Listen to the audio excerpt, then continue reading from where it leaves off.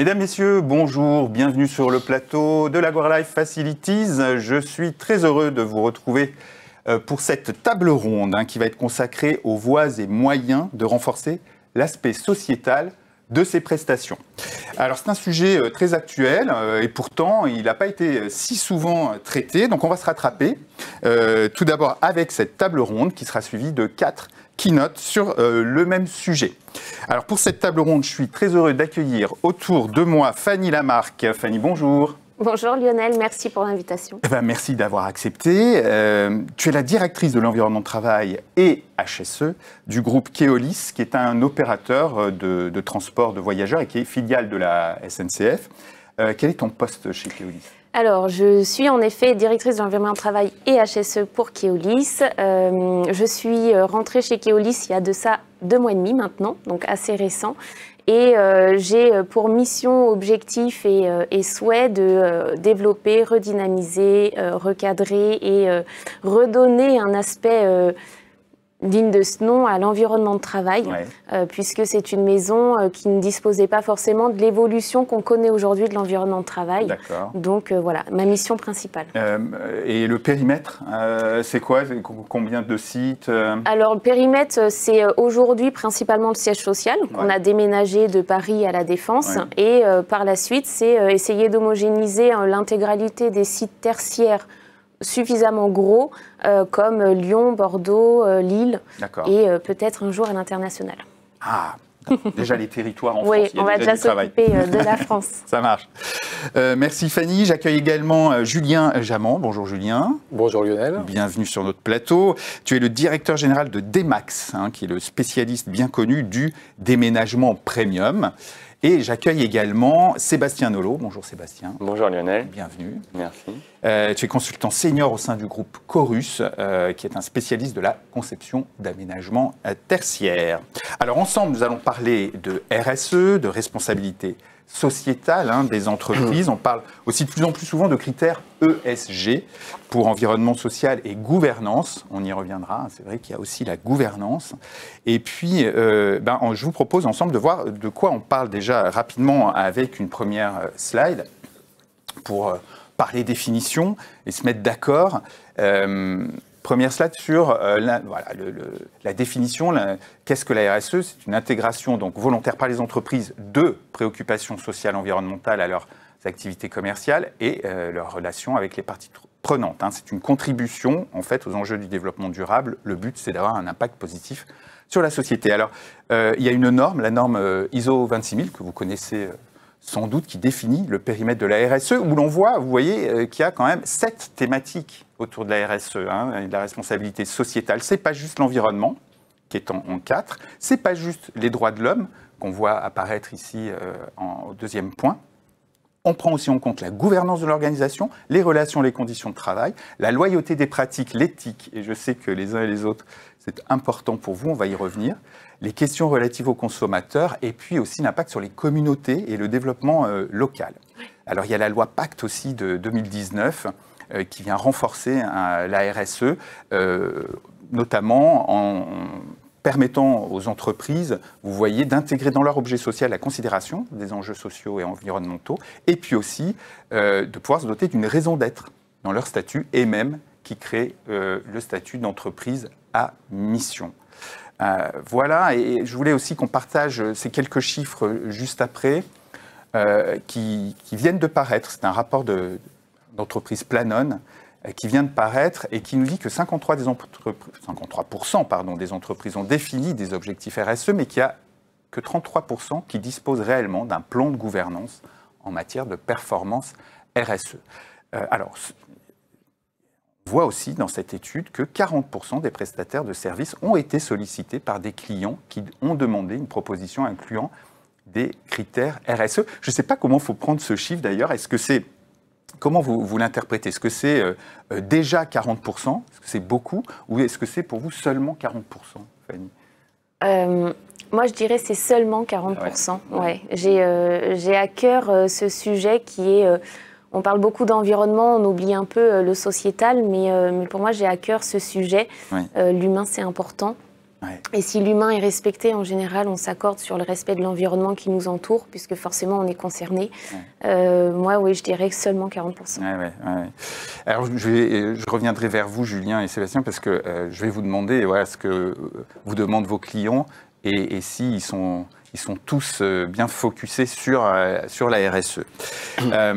Alors évidemment, ce sont des sujets sur lesquels les grandes entreprises, notamment, se doivent d'établir des rapports. Maintenant, je ne sais pas si c'est le cas de Keolis, un rapport RSE tous les ans. Oui, on en a un, oui. Oui. Donc il faut communiquer sur les actions. Évidemment, les directions de l'immobilier, les directions de l'environnement de travail se trouvent concernées à différents niveaux. Aménagement, maintenance technique, déménagement, on va en parler, service aux collaborateurs. Et en fait, ce qu'il y a en commun, c'est que ce sont souvent des métiers de terrain, intensifs en main-d'œuvre, et puis aux marges réduites. On va y revenir, et pas toujours bien reconnus. Donc, dans ce contexte, évidemment, ça m'intéresse de savoir, d'une part, les demandes qui vous sont adressées par vos clients, externes ou internes, et sur quoi portent ces demandes, comment vous y répondez, et d'autre part, les actions que vous mettez en œuvre vous-même, soit pour répondre à la réglementation, soit, tu as commencé à en parler, par conviction personnelle. Alors, le but, c'est de comprendre comment la RSE s'installe dans nos métiers, les impacts et comment cette dimension peut se renforcer. Donc, Fanny, pour bien comprendre ton contexte, est-ce que tu peux nous expliquer les démarches qui sont engagées chez Keolis déjà en matière de RSE? Oui, alors en termes Keolis Group, donc on est une société de transport en commun. On constate que face à l'urgence environnementale, la croissance de la population mondiale et surtout l'augmentation de la population dans les villes urbaines, nous, Keolis, on s'engage à créer, on souhaite en tout cas créer une mobilité propre qui respecte à la fois l'environnement mais aussi la santé des citoyens. On a pour objectif vraiment de diminuer cette empreinte carbone et de créer une mobilité propre. On a des réseaux de transport un peu partout en province, enfin en tout cas en France et en Europe et même à l'international. On a des axes d'amélioration qui sont la réduction de la pollution, la réduction de l'utilisation de l'eau potable et d'autres points d'amélioration comme la gestion des déchets, etc. D'accord.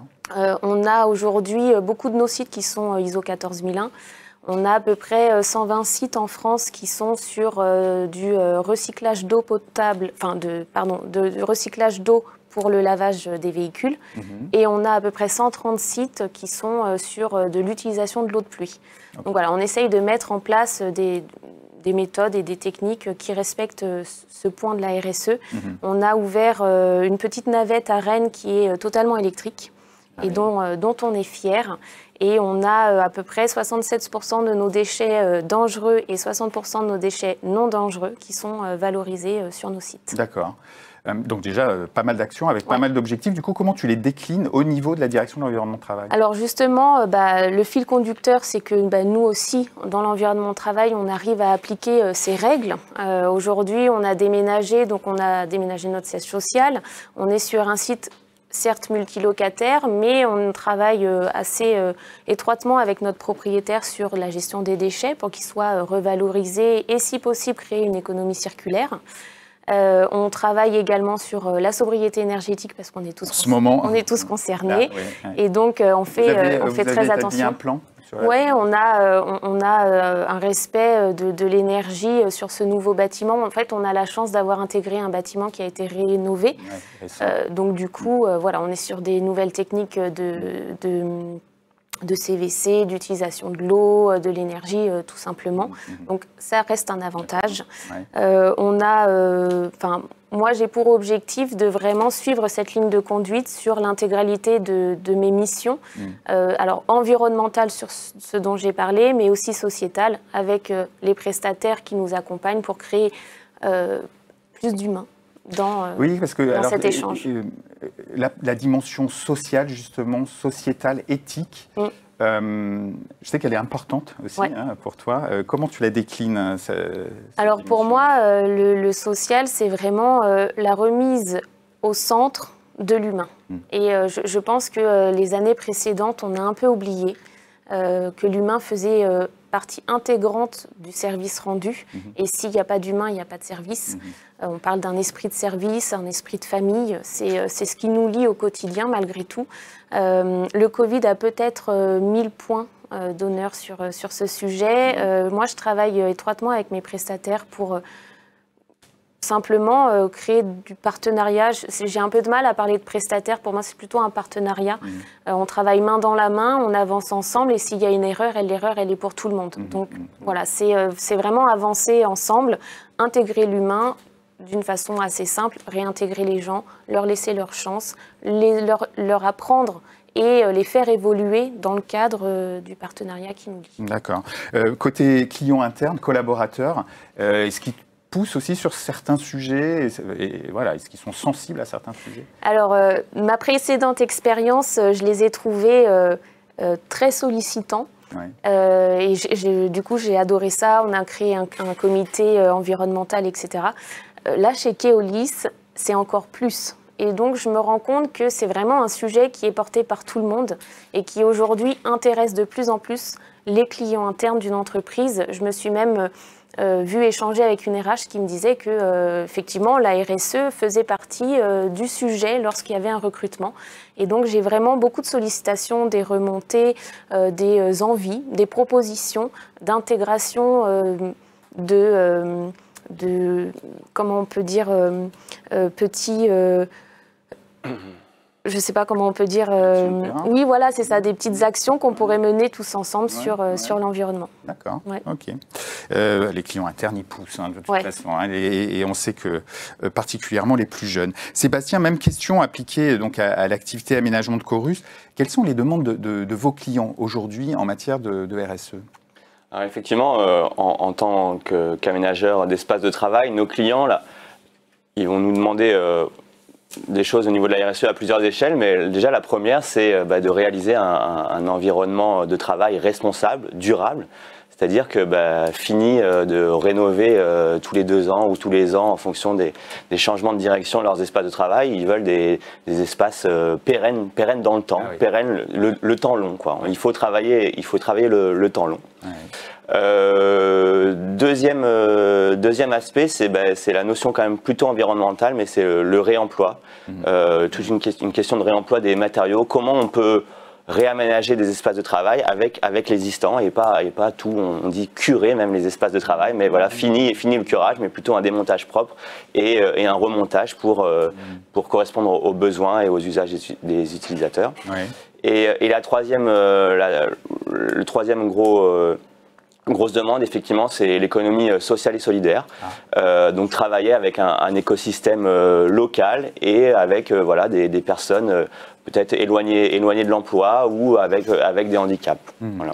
Donc ça, c'est trois grandes catégories. Des demandes sur les aspects locaux, territoriaux, ça y est. Effectivement, aujourd'hui, c'est vraiment demandé et on s'en rend vite compte que finalement, effectivement, si on veut travailler le réemploi, si on veut travailler l'économie sociale et solidaire, en fait, c'est au niveau du territoire et c'est plus au niveau de grandes enseignes nationales, quoi. Et donc, ça signifie quoi pour vous? Ça signifie qu'il faut aller chercher localement à chaque fois. Exactement, ça nécessite un petit peu à chaque fois localement. Ça nécessite vraiment un maillage territorial. Il y a beaucoup de nos confrères, finalement, on a regroupé, on a centralisé une grosse direction à Paris, et puis après on fait des chantiers, on se dit c'est facile de faire des chantiers partout en France.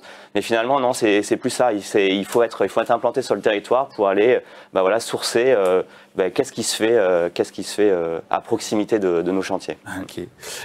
Du coup, voilà, comment vous répondez à ces demandes? Quelles actions en fait vous mettez en œuvre en interne? Et en même temps, on va voir d'ailleurs quelques images de ce que vous développez comme type d'action, par exemple du mobilier de réemploi. Alors, mobilier de réemploi, je voulais juste faire un petit focus d'abord sur l'aménagement durable. Aujourd'hui, je pense qu'il n'y a pas grand monde qui sait comment va évoluer les environnements de travail demain. Donc, faire des environnements de travail pérennes, c'est pas si facile que ça. Et beaucoup de nos clients, là, en ce moment, nous demandent de faire du test and learn. Au lieu de rénover tout de suite 10 000 m², on va plutôt faire 1000 m² par 1000 m², regarder comment les usages évoluent, comment les collaborateurs s'approprient l'espace et faire évoluer par itération l'environnement de travail. Donc ça, c'est Voilà, c'est un premier point, mais voilà, on va dire qu'on revoit la façon de concevoir et de réaliser nos espaces de travail. D'accord. C'est un moyen quoi? C'est un moyen d'éviter de gâcher peut-être. Exactement, exactement. C'est voilà, des équipements ou des mobiliers. Voilà, on va tester. Aujourd'hui, on ne sait pas. Le réemploi, c'est nouveau, donc on est obligé en permanence d'innover sur ces notions-là. Et donc, tout comme nos clients, nous aussi, on apprend avec eux. Donc, il faut y aller petit à petit. Donc, le mobilier de réemploi, j'ai l'impression que ça y est, on y va. C'est la grande tendance. J'en entends beaucoup parler. Il y a quasiment plus de projets qui se font sans demande de mobilier de réemploi? Voilà, effectivement. En tout cas, il y a beaucoup de demandes. En réalité, voilà, ça reste des choses encore anecdotiques, plutôt des projets images, on va dire. Voilà, on a fait ce mobilier-là en réemploi, ça devient, on va dire, des totems. Ouais. Mais on va dire, à l'échelle industrielle, ça reste quand même assez faible. Ah ouais. Donc, ouais, on voit quelques images. Donc là, on travaille, par exemple, nous, on est de notre siège est dans la région grenobloise. Donc, Skitex, c'est une entreprise qui réemploie des skis. Alors des skis des magasins de location, mais aussi des skis de la filière de fabricants de skis, par exemple Rossignol. Ouais. Donc là, ça c'est un hôtel qu'on a réalisé à Morzine. Donc on fait un paravent avec certains skis. Là, c'est un partenaire Yanomami. Alors là, c'est plutôt vraiment dans la politique RSE.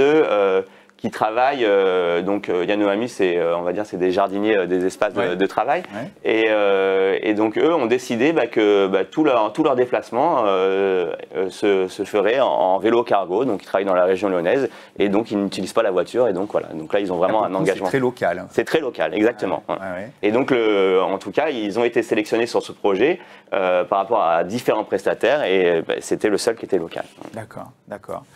Et pour finir sur le réemploi, effectivement, et l'économie sociale et solidaire, pour moi, c'est un peu lié. Oui. Aujourd'hui, je pense qu'il y a des nouveaux métiers qui vont se créer, c'est le métier de designer de réemploi. C'est-à-dire que, voilà, quand on va démonter 500 portes, au lieu qu'elles partent à la poubelle, qu'est-ce qu'on va faire de ces portes? Et là, par exemple, c'est Thierry Triolet, un designer qui, avec ses portes, réalise du mobilier, mais finalement de série. Avec 1000 portes, il arrive à créer une série de mobilier. Et finalement aussi intégrer l'économie sociale et solidaire, c'est-à-dire que c'est des chantiers de réinsertion qui vont pouvoir produire ce genre de mobilier. Donc pour moi, il y a vraiment un enjeu, c'est des nouveaux métiers, le réemploi. Que ce soit de la conception, du design, mais aussi de la fabrication. Et je pense qu'il y a toute une chaîne de valeur à recréer et à favoriser. Ouais. Et qui peut donc favoriser l'économie sociale et solidaire, l'inclusion et le recours Aujourd'hui, c'est des nouveaux métiers, donc il y a tout à faire et je pense que ces métiers ont leur place. Ouais, très bien.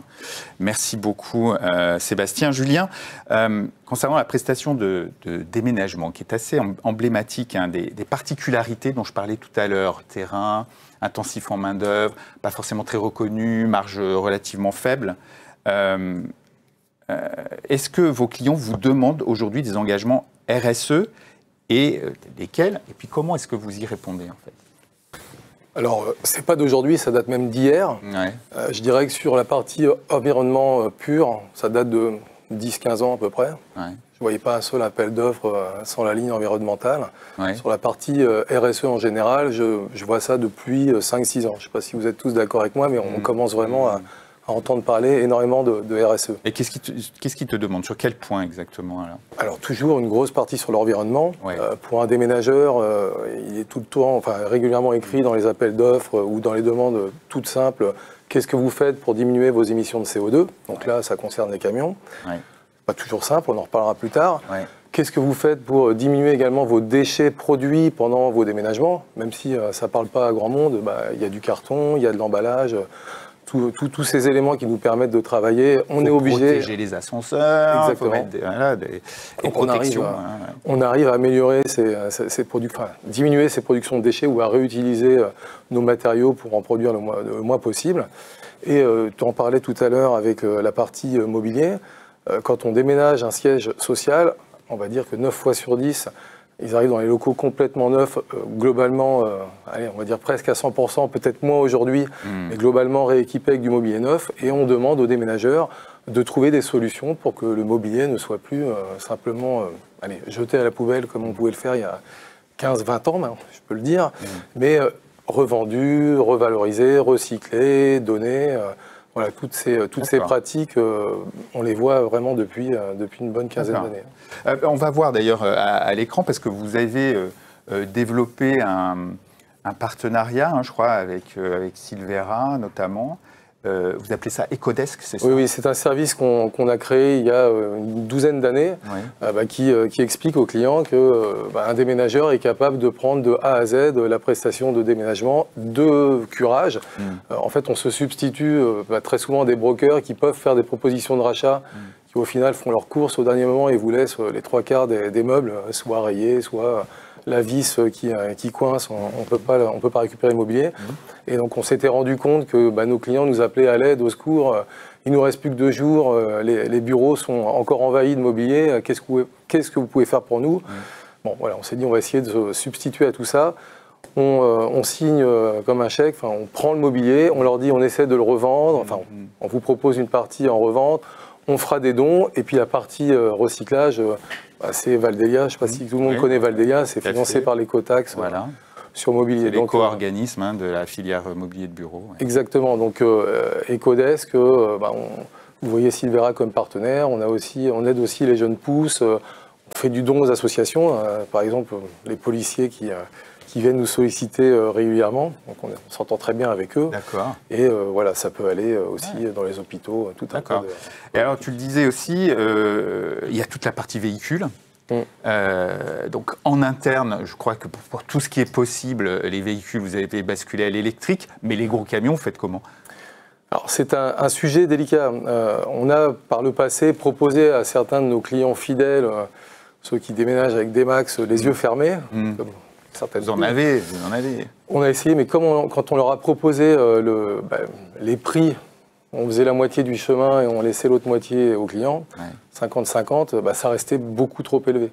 Donc la politique actuelle de Demax, c'est plutôt de se dire on continue à renouveler nos camions tous les 3-4 ans pour être dans les dernières normes environnementales et respecter au maximum l'environnement. Et c'est aussi pour permettre à nos clients de ne pas douter de Demax en cas de journée de déménagement, en pleine journée très très chaude avec de la pollution, se retrouver à prier pour que les camions ne soient pas en ancienne génération et ne puissent pas rentrer dans les zones concernés par les déménagements. Oui, parce qu'en plus, vous allez avoir les zones de faible émission, etc.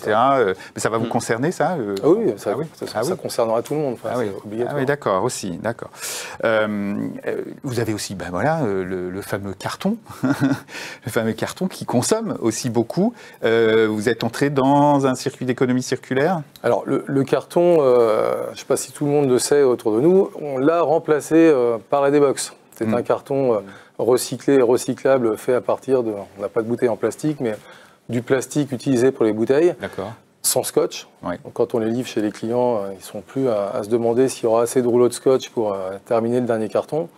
Et donc ces fameux cartons sont utilisés à la place du carton, et vous avez également la possibilité d'utiliser les protections dans les ascenseurs avec le même matériau de ces cartons. En fait, on les recycle même nous-mêmes, plutôt que les envoyer tout de suite recréer des nouvelles D-Box.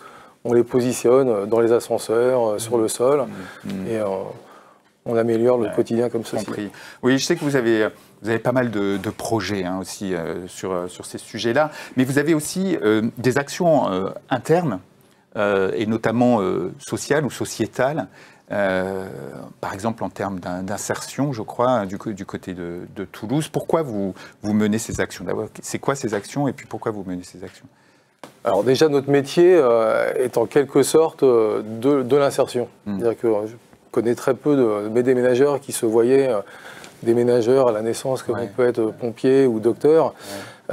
J'ai quelques collègues qui viennent dans le déménagement par accident. D'ailleurs, j'en suis. Je venais de la chimie, de l'informatique, et petit dépôt de bilan à l'époque des startups. Dans les années 2000, je me suis retrouvé dans ce métier que je trouve vraiment très agréable, parce qu'on a l'esprit d'équipe, et j'avais autour de moi des gens qui venaient de tout horizon, des ingénieurs qui se retrouvent au chômage pendant 2-3 ans parce que leur activité n'existe plus, arrivent sur le terrain, montent du statut de déménageur à aujourd'hui directeur commercial ou ou un responsable d'opération. Donc oui, c'est un métier qui... C'est une voie d'insertion finalement. Exactement, par lui-même. Donc on a également l'insertion à Toulouse dont vous parlez, qui fonctionne très bien. Donc on en parlait, un ascenseur social, c'est aussi l'égalité des chances. Et au niveau diversité, même si c'est compliqué, on essaie par exemple de recruter des femmes déménageurs. Ah voilà, ça allait être une de mes questions. Alors on y arrive. C'est possible. Oui, on y arrive, mais on va dire que c'est en moyenne 1 à 2 déménageuses en moyenne par an qui travaillent dans les équipes. Ça n'attire pas malheureusement les femmes, mais on a des retours clients pas très agréables. D'accord. Elles sont plus méticuleuses. Oui, c'est connu. Ok, merci Julien. J'aimerais qu'on aborde maintenant plusieurs questions sur ce sujet de la RSE dans nos métiers et avoir vos points de vue. Alors tout d'abord, j'aimerais qu'on parle du poids justement des critères RSE dans les appels d'offres. J'entends beaucoup, évidemment, que ce poids se renforce, on communique dessus. Est-ce que c'est vrai ? Est-ce que vous le constatez ? J'entends aussi souvent que même s'il y a beaucoup de critères RSE dans les appels d'offres, on n'a pas toujours le sentiment que c'est ça qui fait la différence à la fin, mais que c'est plutôt les dizaines de centimes d'euros qu'on négocie. Évidemment à la baisse. Alors, est-ce que c'est une réalité ? Fanny, à ton niveau, est-ce que tu as constaté que malgré tout, les critères RSE prenaient plus de place dans les appels d'offres ? Qu'est-ce qu'ils représentent en termes de poids ? Et est-ce que réellement, ça peut faire la différence à la fin ? Je répondrai oui, je le constate de plus en plus parce que maintenant ça fait une petite dizaine d'années que je fais le métier et des appels d'offres, on m'en a fait rédiger. Et l'article environnemental, l'article environnemental, la RSE, c'est de plus en plus inscrit dans les appels d'offres. Je ne suis pas sûre que tout le monde ait la bonne définition ni la bonne interprétation. Elle est assez relative par rapport à la politique de l'entreprise et simplement par aussi le ressenti de la personne qui va l'appliquer. Je pense que certains prestataires ont dû nous dire qu'est-ce qu'ils veulent faire, où est-ce qu'ils veulent aller, je ne sais pas, comment on peut y répondre. Je pense que si le donneur d'ordre n'a pas forcément les idées claires sur le sujet, c'est compliqué pour le prestataire d'y répondre correctement et dans la bonne entente.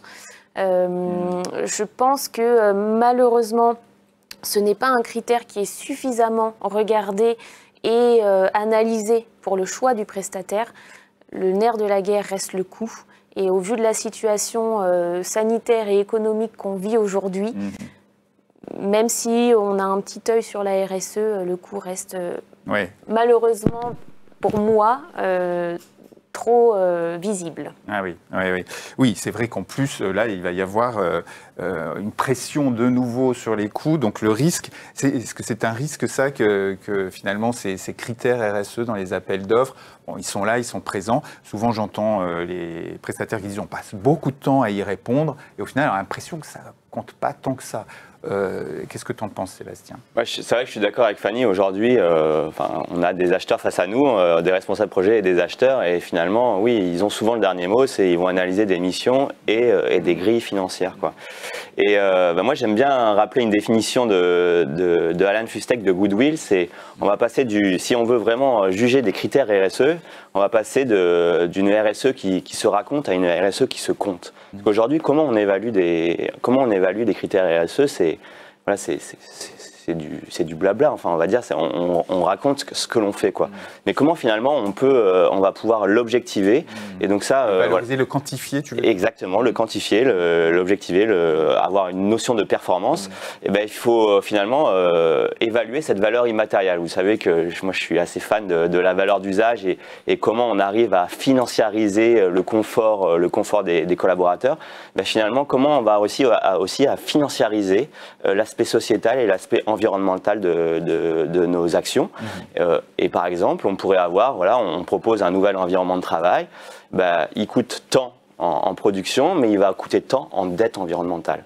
Et comme ça, on aura la même unité commune qui est l'euro. Ok, on fait un bâtiment classique qui va coûter tant en dette environnementale, on fait un bâtiment avec du réemploi, etc. Il va peut-être coûter un tout petit peu plus cher ou même le même prix, mais la dette environnementale sera bien différente. Ou peut-être même en action d'ingénierie, en fait, parce que comme je vous le disais, ça prend beaucoup plus de temps finalement d'aller explorer ces solutions, c'est l'innovation. Et donc, ça coûtera un peu plus cher à la fin, mais la dette environnementale sera moins forte. Et donc comme ça, on pourra avoir une lecture, en tout cas, commune sur les 3 cibles qui sont économie, sociale et environnementale. Ouais. Oui, je retiens cette dette environnementale, essayer de la quantifier et de l'évaluer. Exactement. Il faudrait une méthodo. Julien, voilà, ces critères RSE dans les appels d'offres, ils sont présents aujourd'hui? Oui. Je suis du même avis que mes collaborateurs. On va dire, juste départagés.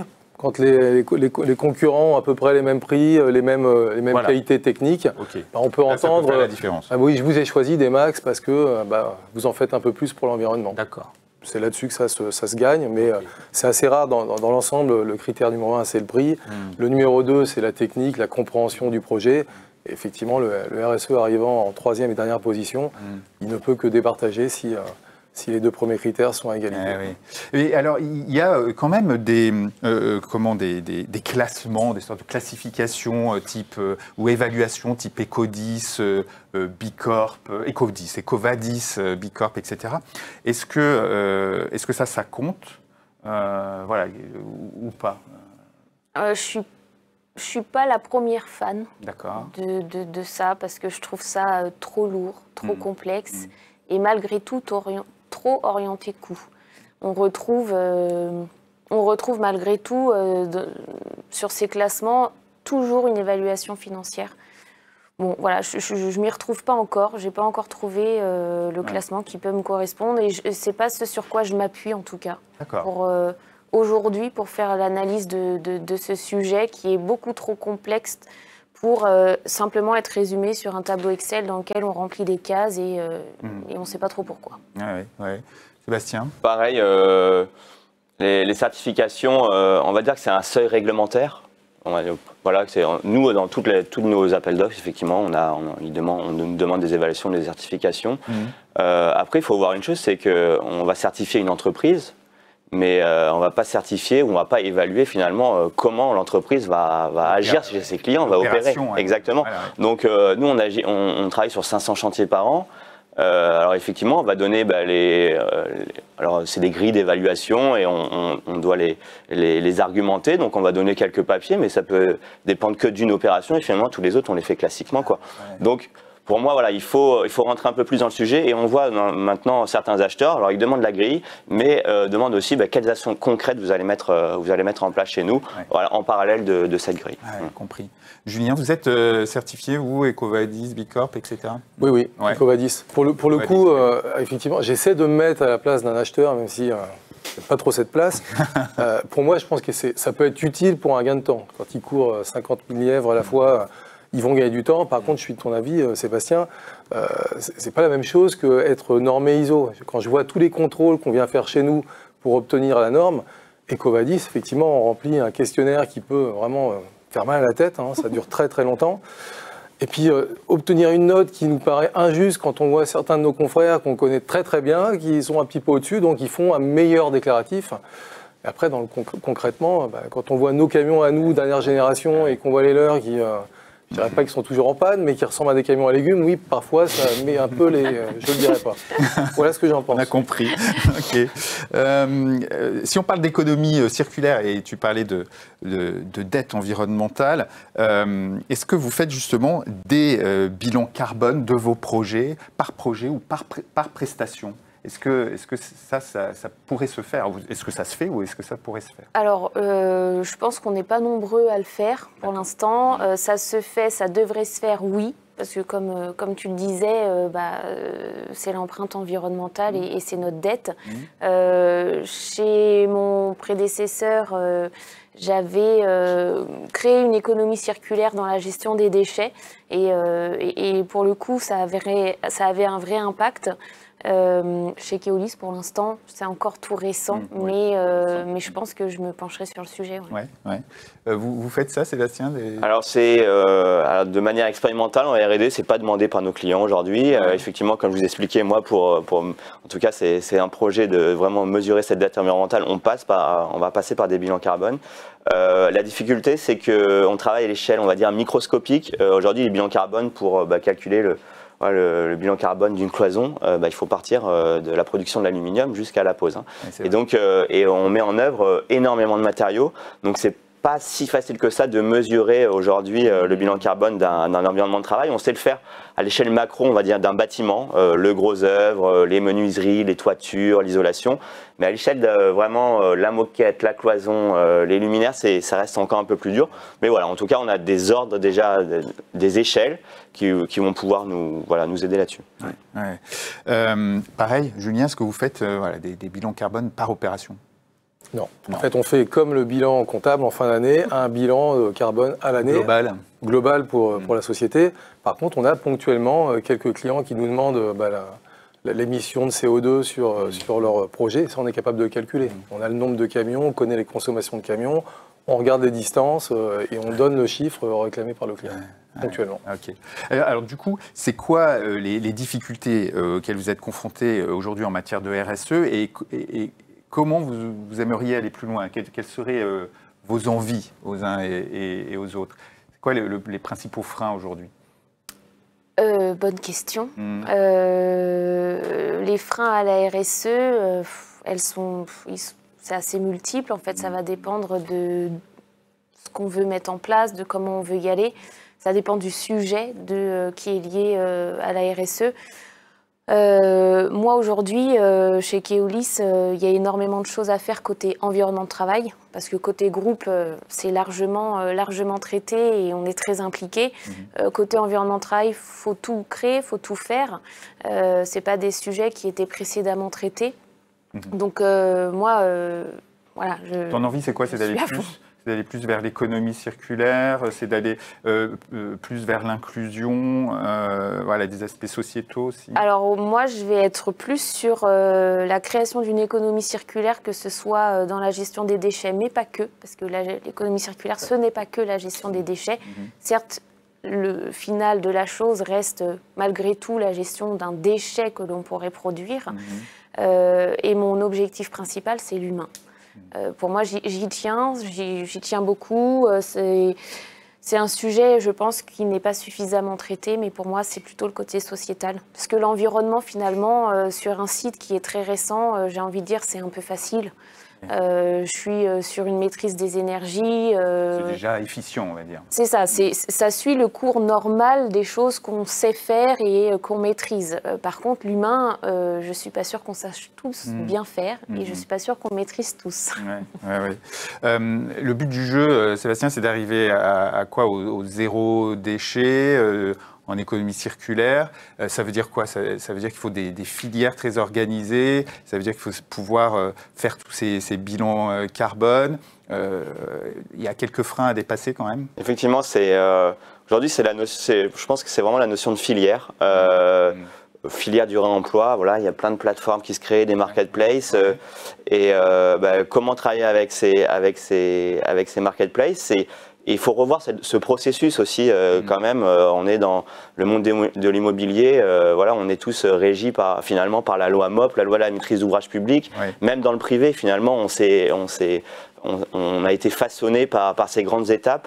Et je pense qu'il y a déjà aussi à tordre un peu tout ce processus auquel on est tous confrontés, APS, APD, DCE, pour pouvoir améliorer les choses. En fait, le processus n'est pas le même et donc ça prend plus de temps, plus d'énergie, donc effectivement ça coûte un peu plus cher. Et par ailleurs, oui, retravailler, comme je disais tout à l'heure, au niveau du territoire, l'emploi social et solidaire. En région parisienne, il y a beaucoup de structures. Dès qu'on s'éloigne un peu en province, c'est tout de suite plus difficile. Vous avez du mal à identifier? On a des facilitateurs pourtant, mais pareil, nous on est un peu des nomades. On va chez nos clients, on va travailler chez nos clients. Faire venir des équipes chez nos clients, c'est pas toujours facile en fait. Ça demande plus d'encadrement et donc voilà, il y a tout ça, c'est un peu dur à mettre en œuvre. Et pour moi, comme je le disais au début de notre entretien, je pense qu'il y a vraiment quelque chose à faire sur le réemploi et voilà, recréer cette filière et travailler avec cette économie circulaire et sociale et solidaire. On va dire pour moi, c'est un peu les deux, dans des ateliers de réinsertion, etc. Voilà. Julien, aujourd'hui, c'est quoi les difficultés auxquelles vous êtes confrontés pour aller plus loin ou plus vite? Qu'est-ce que vous aimeriez faire? En fait, le frein, c'est le prix. C'est-à-dire que techniquement, si je pouvais remplacer tous mes camions par des camions électriques, mais j'irais les yeux fermés. Est-ce que la technologie existe? C'est déjà un frein, ça peut être aussi pour vous? Alors, on va le faire. C'est-à-dire que c'est prévu. On a déjà chargé nos collaborateurs qui gèrent le parc automobile de passer nos premières commandes. Vraiment, on y va. Sauf que les délais sont catastrophiques. Ah oui. Avec les défauts de composants depuis la crise Covid, vous obtenez des délais 2 ans, 3 ans, on peut arriver à des délais comme ça. Et aujourd'hui, les véhicules d'occasion, les camions d'occasion, et même les véhicules, les VP, sont parfois plus chers que le neuf à cause de ces fameux délais qu'on ne pouvait pas attendre. Vous passez par l'occasion. Donc ça, c'est un frein. Ouais. Après, sur le social, mettre trop d'insertion des gens qui viennent se former chez le client, vous pouvez perdre en qualité, en productivité, ça peut jouer aussi sur le prix. Voilà les principaux freins. Sur la partie mobilier, nous, c'est plutôt un avantage. Quand on dit à notre client, on vous fait un chèque de temps pour racheter votre mobilier et en plus, on en donne à droite, à gauche, là-dessus, c'est plutôt un avantage. Oui. Mais on a aujourd'hui plus de freins. Ok. Allez, il nous reste 3 minutes pour échanger des bonnes idées. Est-ce que, si vous deviez partager une idée ou une initiative récente ou un peu plus ancienne qui vous a marqué en matière de RSE, ce serait laquelle, Fanny? Une idée, alors moi je suis très fière de ma précédente expérience où j'ai intégré l'économie circulaire dans la gestion des déchets. Où on a été les précurseurs sur cette intégration-là. C'était la gestion en fait des essuie-mains. On a beau en consommer et en consommer et en consommer, qu'est-ce qu'on en fait? On les met dans les dips, ça représente un volume important, on a plusieurs bacs de dips, ça nous coûte hyper cher. Bon, il n'y avait rien qui allait et on a réussi à trouver une possibilité de créer une économie circulaire sur ce sujet-là. Et on a réussi à faire des économies monstres sur le sujet, tout en ayant un impact environnemental, puisque on redonne et on revalorise d'une manière infinie ce type de déchets. Donc ça, c'est un peu ma fierté.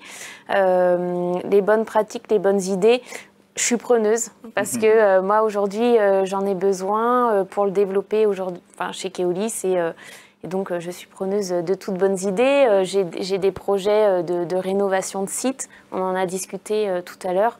On n'est plus sur de la rénovation avec du neuf, on est plutôt sur de la réhabilitation avec ce qui existe et comment transformer ce qui existe pour que ce soit canon. Un maximum de réemploi, quoi. Exactement, donc ce serait plutôt... je suis à la recherche de bonnes idées. D'accord. Parfait. Même question, Sébastien. Donc une expérience RSE intéressante. Oui. Je prendrais la métropole de Grenoble. On les a accompagnés sur le choix de leur mobilier et la concertation et le digital, et notamment sur la sobriété digitale. Aujourd'hui, on le voit pas beaucoup et on n'en a pas parlé aujourd'hui. Sur les nouveaux sièges. C'est le smart building, c'est le digital workplace. On met des écrans, mais finalement aussi ça consomme. Et quel est cet impact? À quoi ça va servir?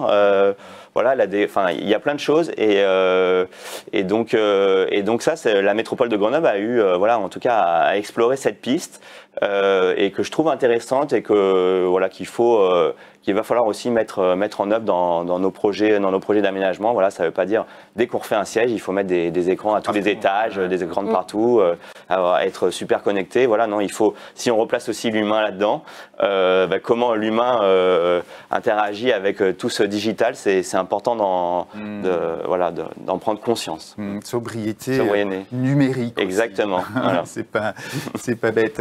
Julien, pareil, une idée à partager? Une ou deux. Moi, la première, quand on voit qu'on n'arrive plus à revaloriser, à revendre les bureaux qui sont aujourd'hui trop grands, quand vous récupérez chez un client un bureau qui fait 180 de long, vous savez tous qu'aujourd'hui on les équipe plutôt en 120, 140. Finalement, il finit presque trop souvent à la poubelle, parce que toutes les associations commencent à devenir aussi difficiles. Et puis ceux qui nous les rachètent veulent aussi ces tailles 140 grand maximum. Donc on a un rêve, je ne dirais pas que c'est un rêve, on va essayer de le faire, créer une structure d'insertion dans laquelle on récupérerait ce mobilier et on le recouperait aux bonnes dimensions pour essayer de revendre du mobilier à la bonne taille et jeter qu'une toute petite partie, pas jeter encore. Le bois, ça on peut encore le recycler. Exactement. Voilà, au moins réemployer le reste. L'autre est peut-être un peu loufoque, mais je l'ai déjà pratiqué. C'est sur certains clients, on nous demande parfois des prestations très courtes, Paris Intramuros, même pas 500 mètres, 600 mètres, où on vient avec nos camions.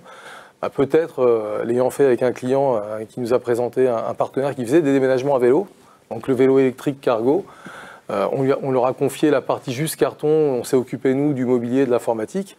Alors c'est sûr, ils n'ont pas du tout nos productivités, ça coûte très cher, puisque vous allez faire des allers-retours, c'est beaucoup plus lent.